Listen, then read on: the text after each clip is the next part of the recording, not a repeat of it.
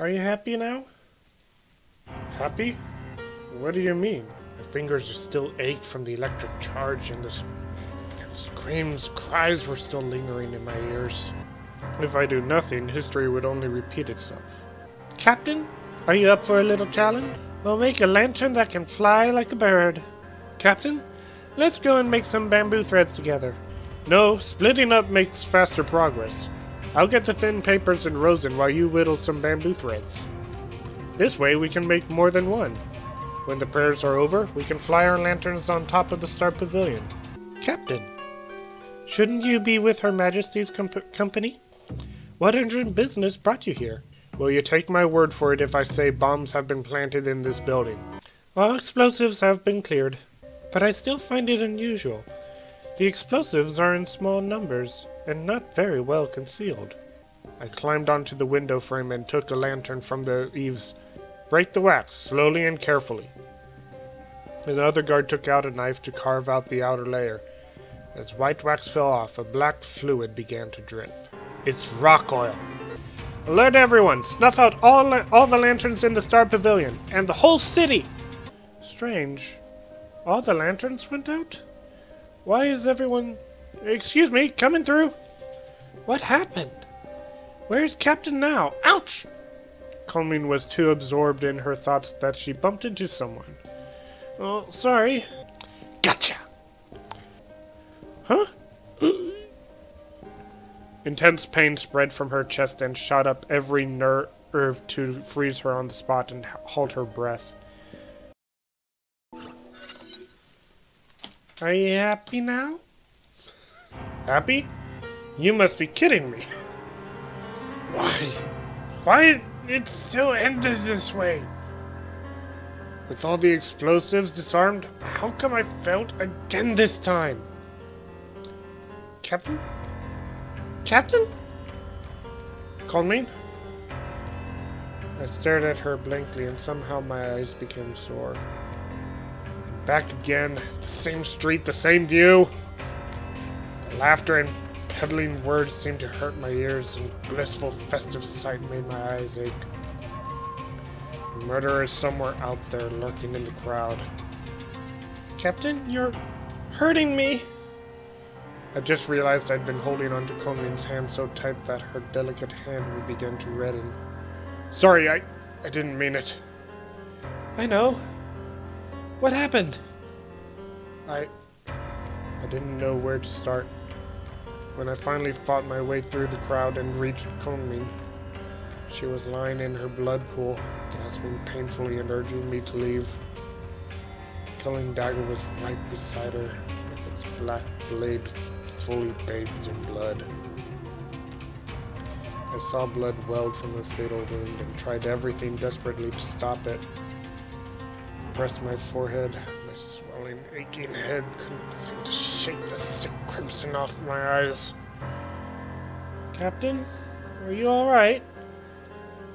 No, it's not the time to rest now.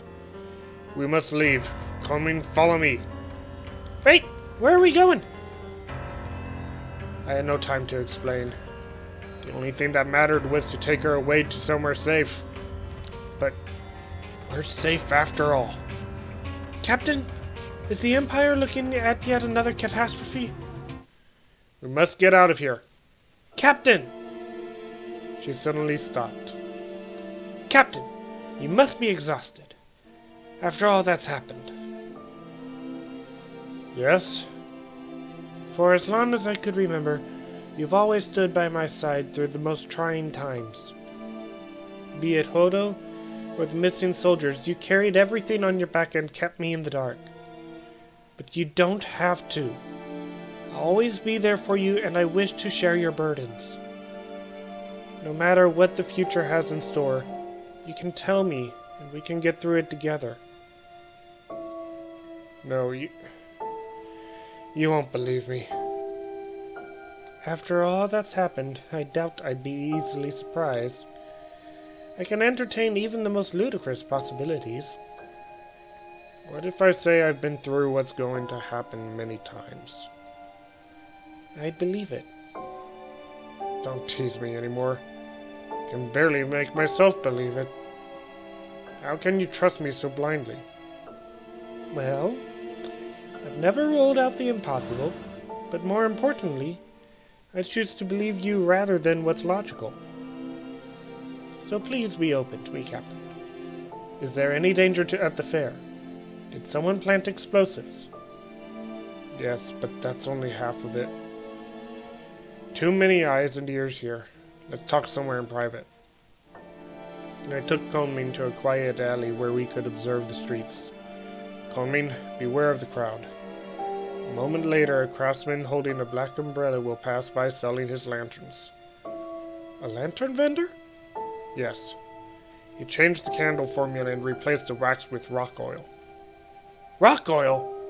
Isn't it something highly explosive? Right. The special candle wax at the top has... The special candle has wax at the top, but rock oil at the bottom. It takes a while for the lantern to explode. Right now, these lanterns are around the city, and even some fitted at the Star Pavilion come from the craftsman. Is he planning to destroy the whole city? Just like you said, someone is trying to sabotage the fair. The lesson from the last time is to put out all the lanterns and evacuate the city. I finally said it. I wasn't sure if it's the right thing to do, but at least I wouldn't be alone this time. So you found the solution. Well then, what's the other half of it? Someone will try to assassinate you at the fair. I chose the words carefully, trying not to shock her, but to my surprise she sighed in relief. That's it. You don't believe me? No, I believe you wholeheartedly. But assassinations belong to the lowest level of hazards in my book. You can't be serious, right? I'm no stranger to hired blades aimed at my throat. I've grown used to it. Konmin waved her hand, and two men walked out of the shadow. Unlike uniformed guards, they were dressed in festive outfits and could easily pass as ordinary fairgoers. Hidden in plain sight, the formidable shadow guards who only answered to the Grand Cirrus. You've heard, Captain. One of you alert Rita now, and the other one stay here on close watch. Aye! The two returned to the shadow like they were never out in the light. The shadow guard should have been able to keep Konmin out of harm's way, but she was still stabbed the last time. Captain, are you sure the craftsman will pass by? Yes, I'm sure. A parade boat carrying a several-meter-tall lantern slowly floated by, provoking many wows from the crowd. Weird. Why hasn't he shown up? It's about time.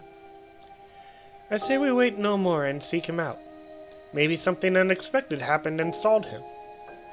Something unexpected. In theory, everything that comes next is identical to what I experienced before.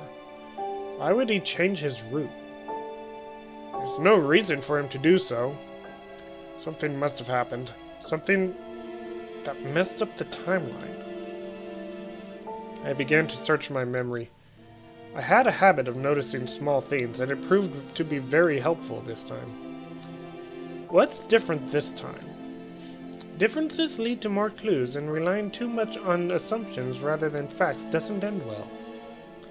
We should act now, Captain. Konmin, are you thinking...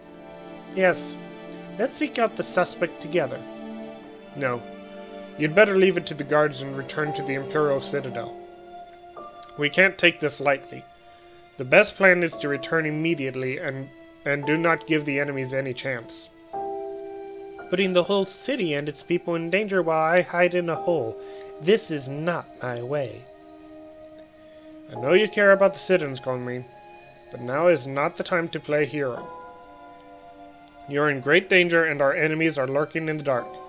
You could die any minute. Only my life matters, and the thousands of souls in this city do not count. I understand someone is trying to take my life, and that you're doing everything to stop it from happening. But to capture the craftsman and protect the city are the weight of my crown. With my people in grave and imminent danger, how can I possibly put my heart at ease? I appreciate everything you've done, but please respect my duty and conviction. Besides, I still have you by my side. And you once promised to stay by my side no matter how hard it is in the Hodo battle. I now ask you to fulfill your promise, Captain. Konmin reached out her hand. After a long hesitation, I took her hand. I'm not leaving you to act alone, so this time, I'll give it all to ensure your safety. I'm counting on it, Captain. Let's go and meet the lantern peddler. 皆の者、出陣よ。あちらかしら。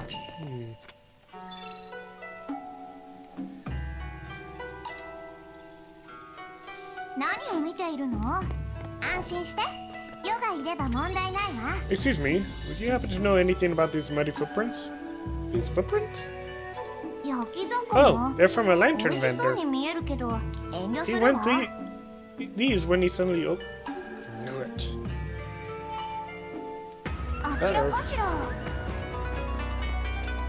Come at me.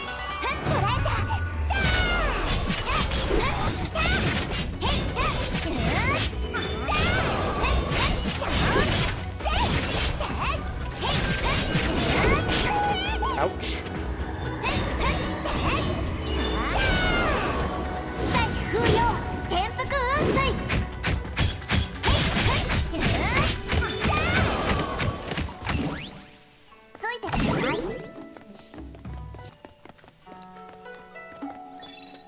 Muddy footprints.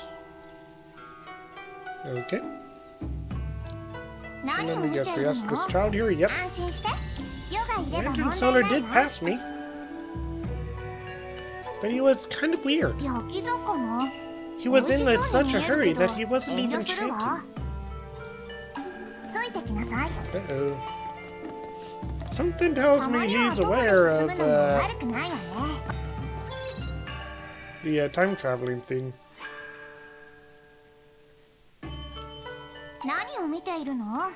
I'm kind of disappointed that muddy footprints are their excuse for asking questions, because you'd think, well, muddy footprints could be anybody's. I'm looking for that Lantern Solar too. He knocked over my syrup cauldron. You gotta pay me back. Konmin and I took the stairs up.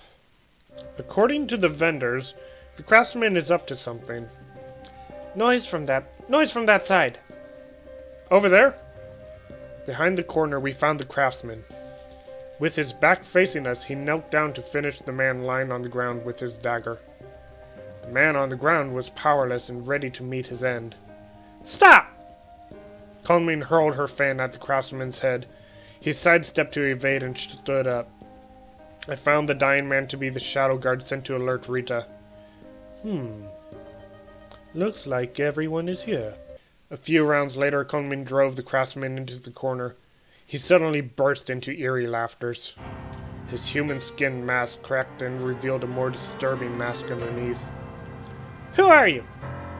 I'm faceless and nameless. You tried to murder my shadow guard and spread explosive lanterns in the city. What are you up to? If I let this messenger boy through, I'd be the one lying on the cold ground right now. The craftsman took out a lantern, and I knew it's meant to be a distraction for him to escape. Konmin, stop him! I picked up a stick to deflect the lantern while Konmin darted ahead and knocked the dagger off his hand. Though cornered with no way to run, the craftsman remained unusually calm. I suggest you surrender yourself and save us the trouble. Konmin signaled the shadow guard following us to come forward. We outnumbered you 3-1. The odds are hopelessly against you. Well, I beg to differ. Something came from behind. Without thinking, I put myself behind Konmin and blocked the attack. I heard the sound of my flesh rent open by a blade. Blood spilled out, but I almost felt no pain. Every bit of me was focusing on the dagger. I remembered the dagger, the one used to stab Konmin the last time. You've betrayed Emberia, and it's punishable by death. So what?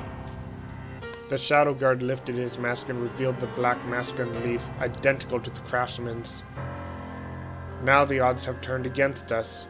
The craftsman might be easy to handle, but the Shadow Guard... Are you alright, Captain? Just a scratch. No worries. I'm leaving my back to you, Mr. Assassin. Oh boy. 皆の者、出陣よ。 Impressive. 勝手に止まら Now ない try よ。 this. ここに長居してはいけないわ。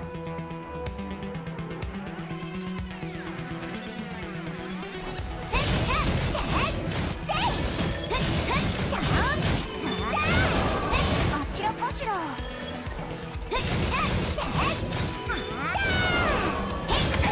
Oh, shoot. 北斗よ、災いを消し去れ。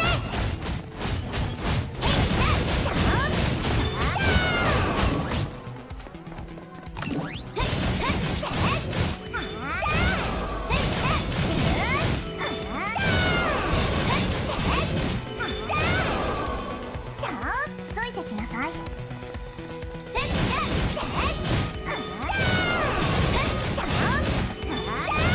Really nice feature that allowed you to just act like Genshin. 風よ、転覆雲水。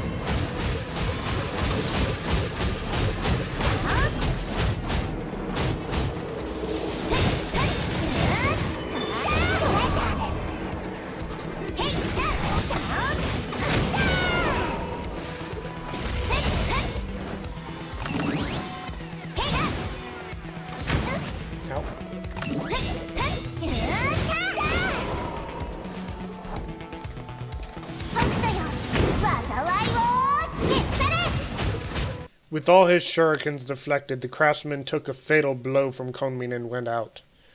The Shadow Guard's unexpected moves took Konmin and me by surprise and proved to be difficult to beat.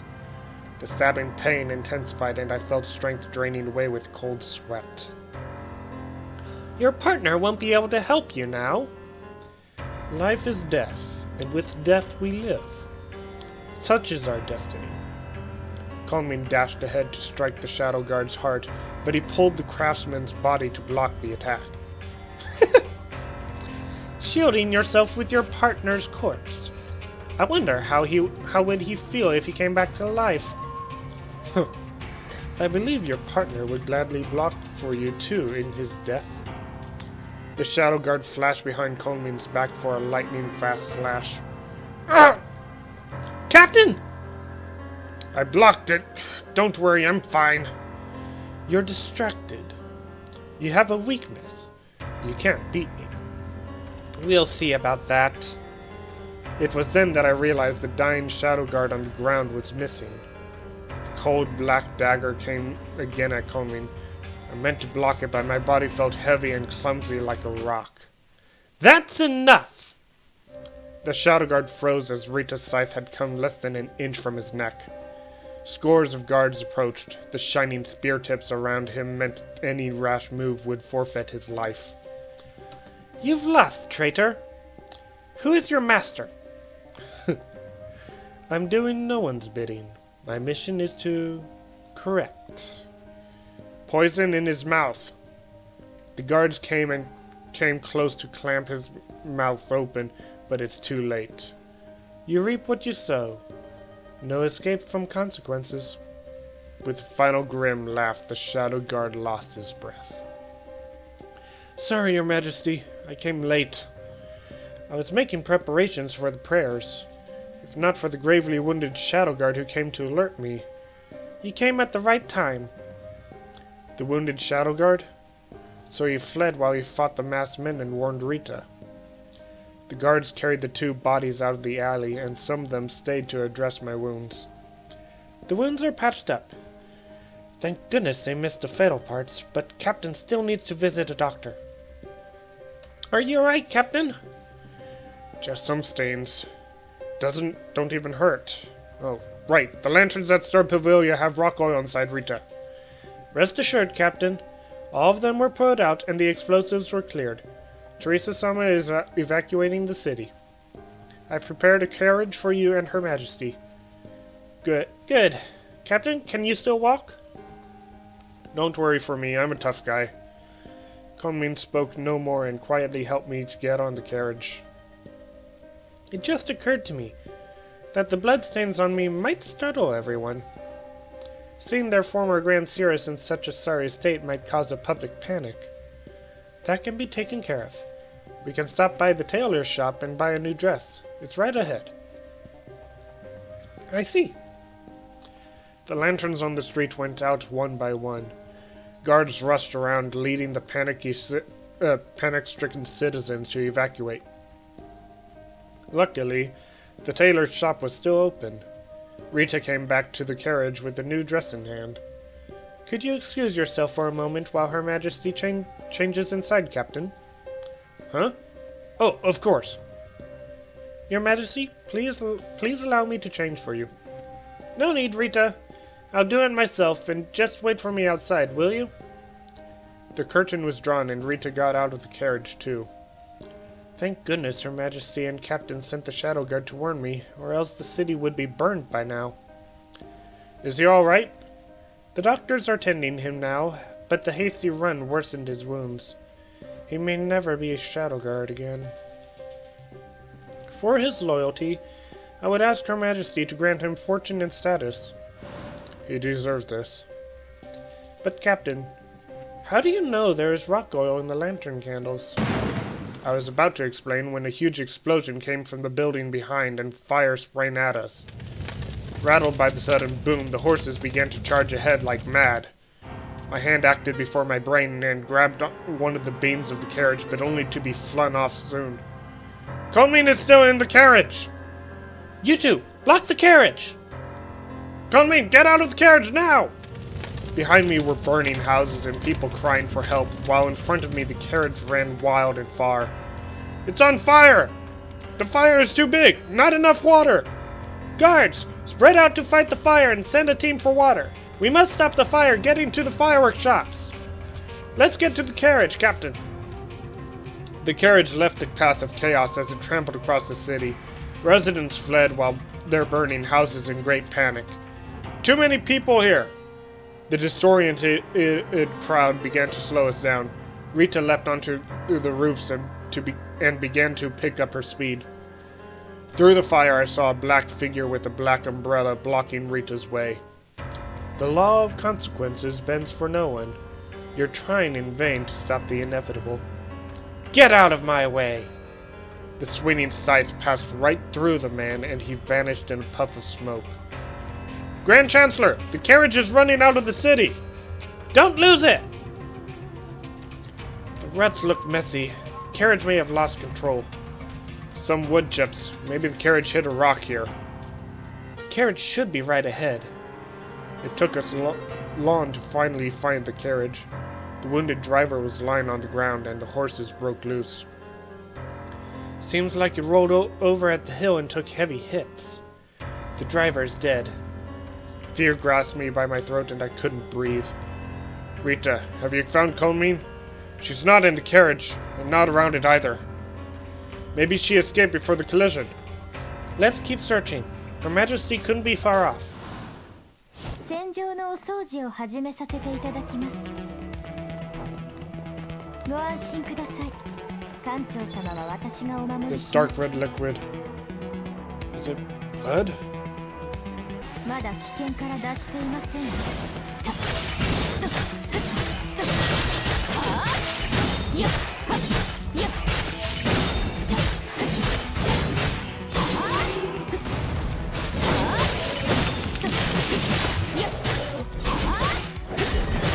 お目覚めを表彰の合図に。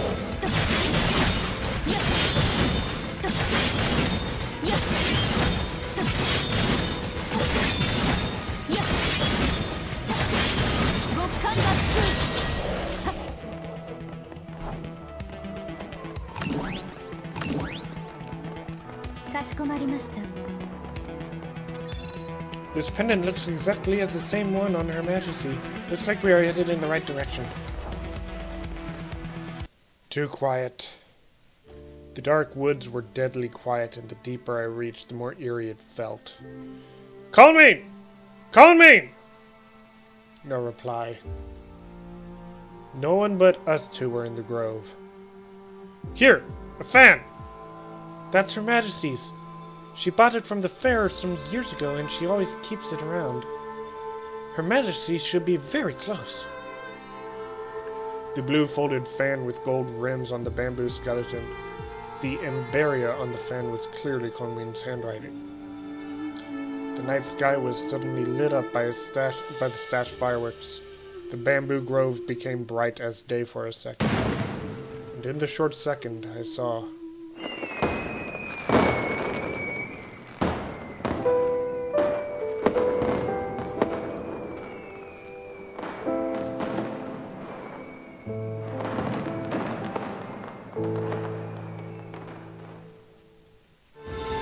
More fireworks bloomed in the sky, and embers fell like shooting stars. Everything became clear. Calming. She was leaning against a rock and gazing up into the sky with the fan by her hand. She felt cold, and the light in her eyes had gone out. Conmin! Wake up! Can you hear me? Wind rose, bringing the rhythmical firework explosions and cries for help from the city. The night sky became a massive garden filled with dazzling blossoms of fireworks. Light blinded my eyes. The world went still and my blood was frozen. No! Conmin! Conmin! Captain, please stop now. Her Majesty can never answer you again. No! This can't be! Darkness devoured me. No light in my world, nowhere to run. I was completely lost. Tesla Zero. I stumbled ahead, but no matter how far I ran, the future I longed for remained a mirage I could never touch. My body became heavier and heavier until my legs gave out. Don't move. But I can't stop yet. Not here. Not now.